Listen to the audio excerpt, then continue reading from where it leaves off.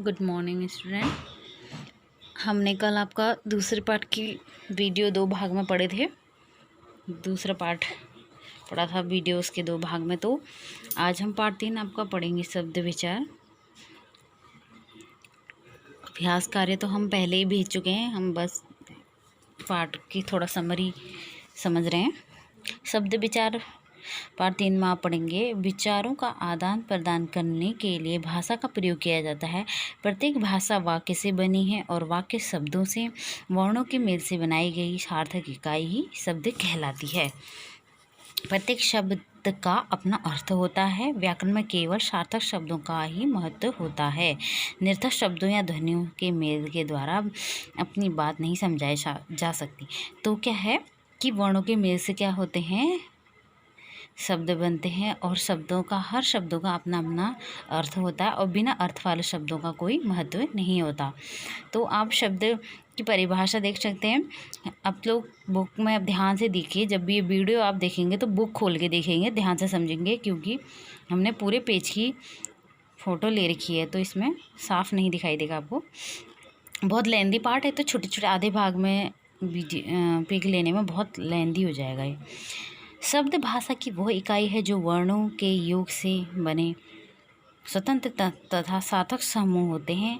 अतः वाक्य में प्रयोग के लिए वाक्य के नियमों के कारण अनुशासन में बधे हुए शब्द पद कहलाते हैं। तो अपने शब्द की परिभाषा देखिए। उसके बाद आप देखेंगे शब्द का महत्व। शब्द भाषा में लिखित अभिव्यक्ति का मूल आधार है और व्याकरण का प्राण होता है। साहित्याचार्यों ने शब्दों को अत्यधिक महत्व दिया है क्योंकि वाक्य की संरचना शब्द पर आधारित है।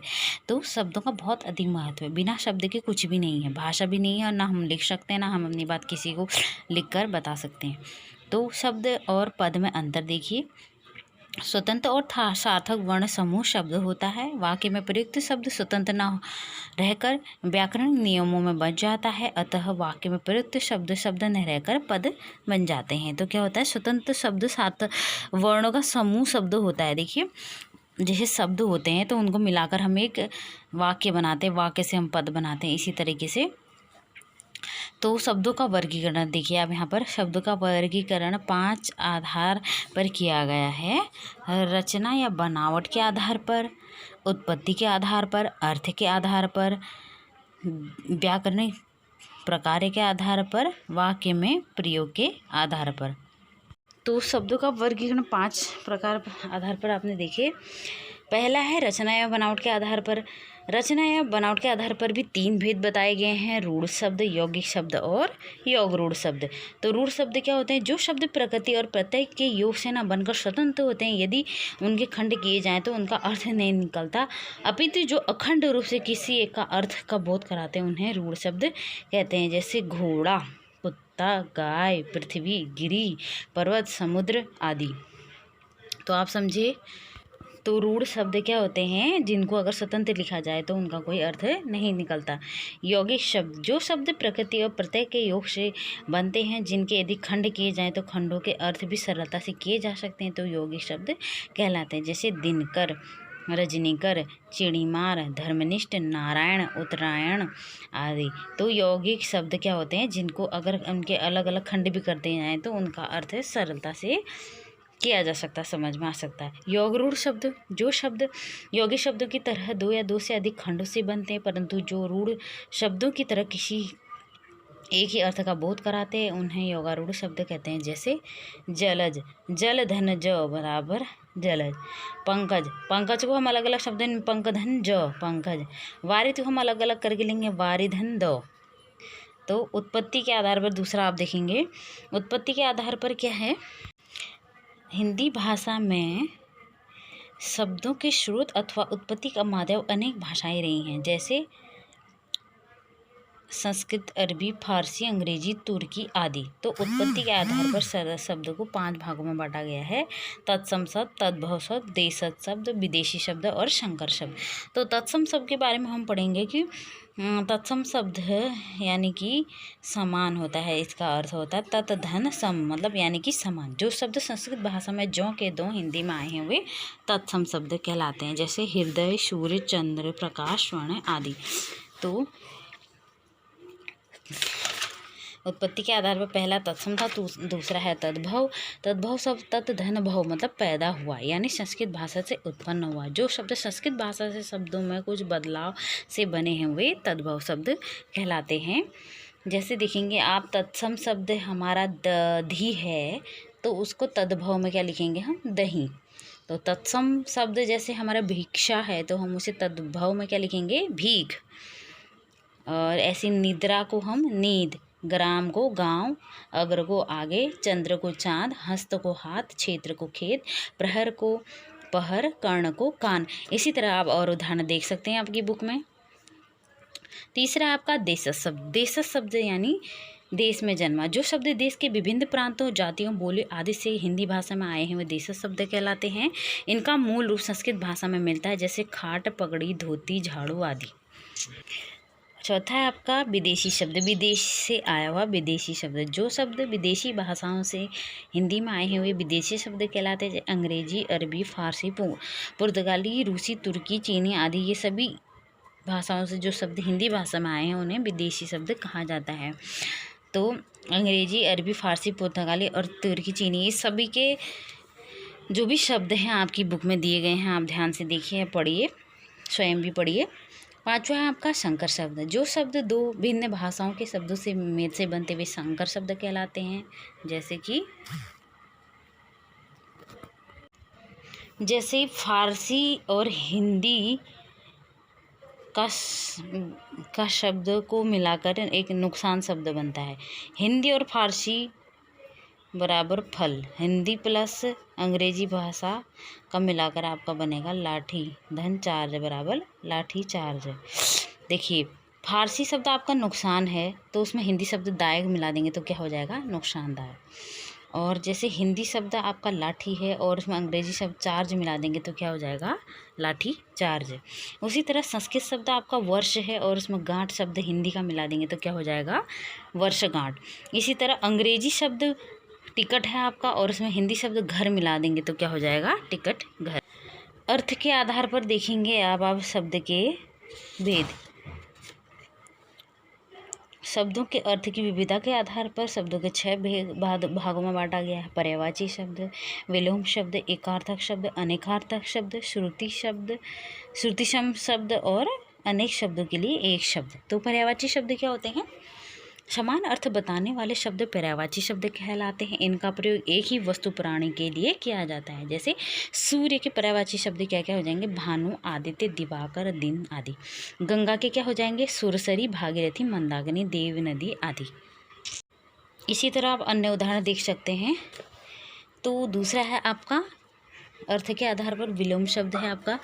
जो शब्द एक दूसरे का विपरीत या उल्टा अर्थ बताते हुए विलोम शब्द कहलाते हैं। जैसे आय का होता है व्यय, आदर का निरादर, वरदान का अभिशाप, गुरु का लघु, उदय का अस्त। तो किसी भी शब्द का उल्टा अर्थ बताने वाले शब्द को विलोम शब्द कहा जाता है।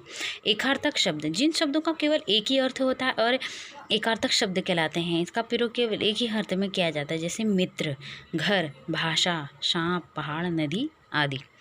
अनेकार्थक शब्द, जो शब्द एक से अधिक अर्थ देते हैं वे अनेकार्थक शब्द कहलाते हैं। वे शब्द संदर्भ या स्थिति के अनुसार अर्थ देते हैं। जैसे पत्र को हम पत्ता भी कह सकते हैं, चिट्ठी भी।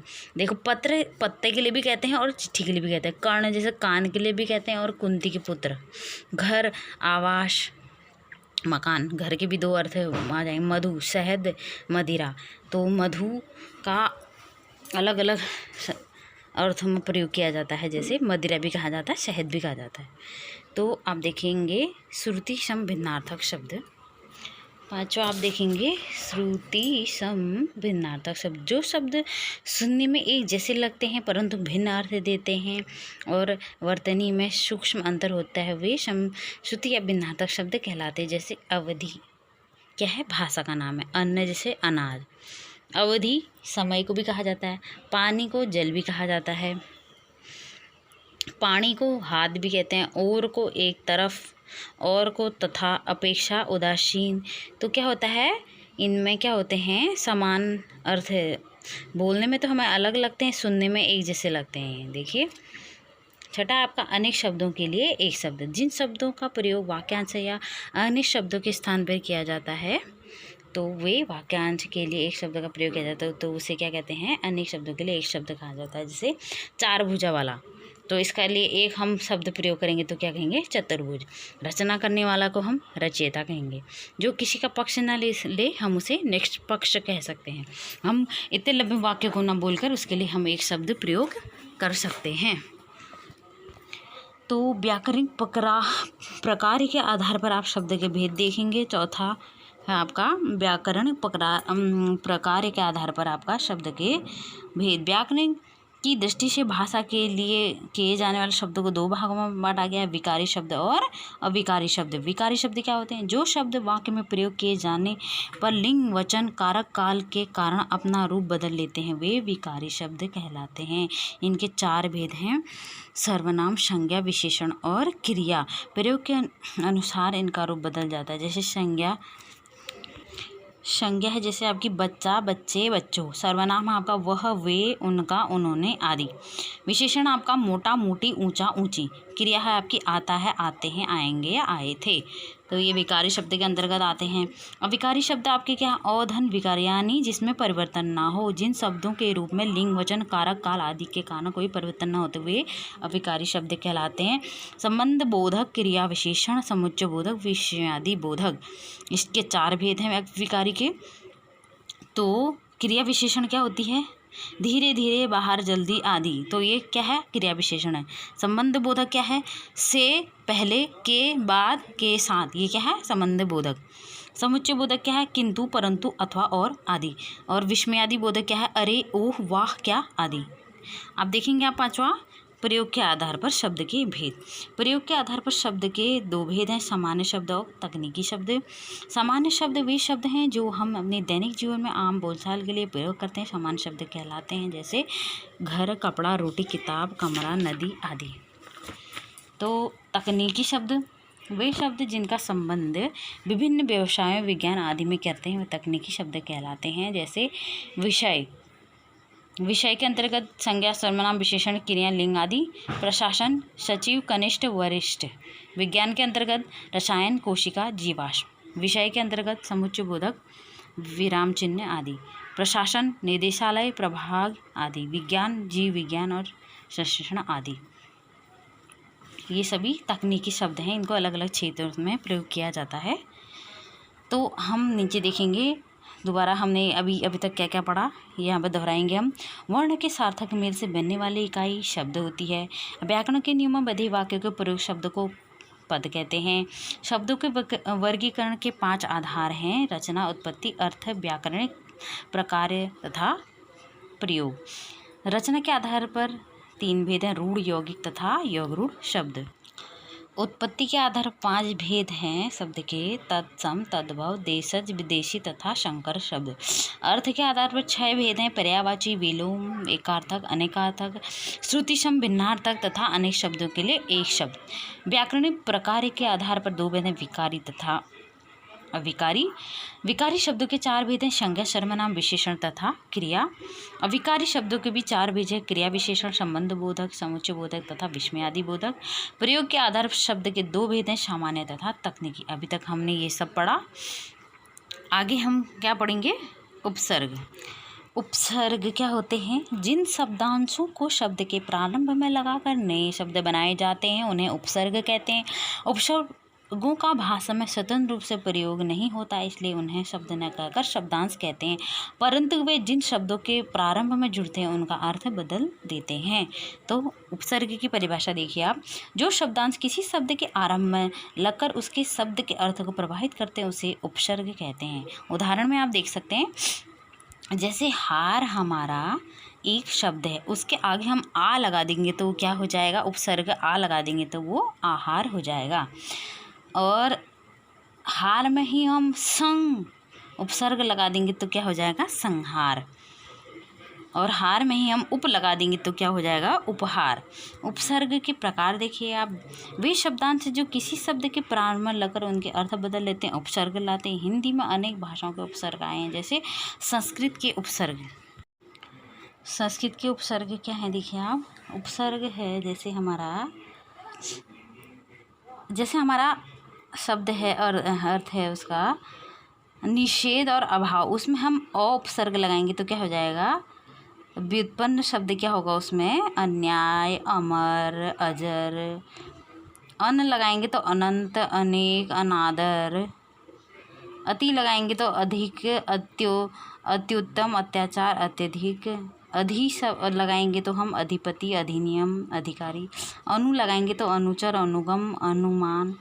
अप हम लगाएंगे, अप का अर्थ होता है बुरा, तो हम ये उपसर्ग लगाएंगे तो अपमान, यश, अपच। अभी लगाएंगे तो अभी का अर्थ होता है और, सामने, तो इसका क्या शब्द बनेगा, अभिमान, अभिषेक आदि। तो ये हैं संस्कृत के उपसर्ग। पूरी बहुत सारे इसके आपके उदाहरण दिए हैं, आप देखिए अपनी किताब में ध्यान से और पढ़िए इसको। तो आगे आप देखेंगे कुछ संस्कृत अव्यय भी हिंदी में उपसर्ग के रूप में प्रचलित हैं। जैसे उपसर्ग है आपका अंत या अंतर, तो उसका अर्थ होता है भीतर, तो उससे कौन से शब्द बनता है, अंतःकरण, अंतःकर्ता या अंतर्जातीय। तो जैसे आपका उपसर्ग अध है तो हमारा उसका अर्थ होता है नीचे, अध का अर्थ होता है नीचे, तो उससे कौन से शब्द हम बना सकते हैं, अधोगति, अधोमुखी या अधपतन। जैसे हमारा उपसर्ग अलम है तो उसका अर्थ होता है पर्याप्त, तो इससे कौन सा शब्द बनेगा, अलंकार या अलंकृत। इसी तरह आविर उपसर्ग लगा, आविर का अर्थ होता है प्रकट, तो इसका कौन से शब्द बनेगा, आविर्भाव या आविष्कार। वैसे स्व से अपना, स्व का अर्थ होता है अपना, स्वदेश, स्वराज्य या स्वतंत्र। इसी तरह चिर का अर्थ होता है दीर्घकालीन, इससे कौन से शब्द बनेगा आपका, चिरंजीवी, चिरकुमार या चिरकाल। पर का अर्थ होता है अन्य, तो इससे परलोक, परदेश, पराधीन आदि, इस तरीके के शब्द बनेंगे। तो हिंदी के उपसर्ग आप देखेंगे, जैसे हिंदी के उपसर्ग हैं आपका ओ का अर्थ अभाव के तरीके से लिया गया है, तो इससे कौन सा शब्द बनेगा, अपार, अचेत, असाध्य। अध उपसर्ग लगाकर अधपका, अधमरा। अन लगाकर अनजान, अनजाना, अनचाहा या अनपढ़। उन लगाकर 29, 59। औ लगाकर अवगुण, अवघड़। कु लगाकर कुपूत, कुचाल। इस तरीके के शब्द बनेंगे हमारे हिंदी के उपसर्ग में। आप और भी उदाहरण अच्छे से देखिए, उसमें बहुत सारे उदाहरण हैं। तो विदेशी भाषाओं के उपसर्ग देखेंगे। अब आपने अभी तक संस्कृत और हिंदी की देखे, अब आप विदेशी के देखेंगे। हिंदी में अरबी, फारसी और अंग्रेजी के अनेक शब्द प्रचलित हैं, इसलिए इन भाषाओं के उपसर्ग भी हिंदी में प्रचलित हैं।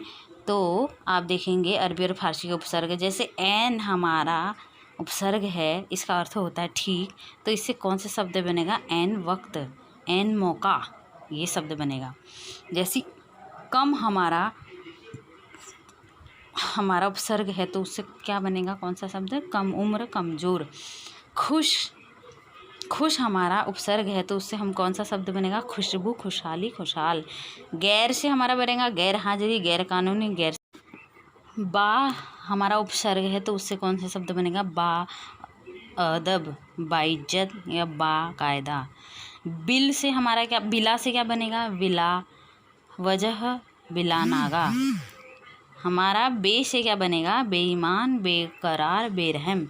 ला से क्या बनेगा, लाजवाब, लाइलाज। हम से क्या बनेगा, हम उम्र, हमदर्द। हर से क्या बनेगा, हर एक। सर से क्या बनेगा, सरताज। इसी तरह आपने फर्स्ट वीडियो में इतना पढ़ा। Thank you. Next video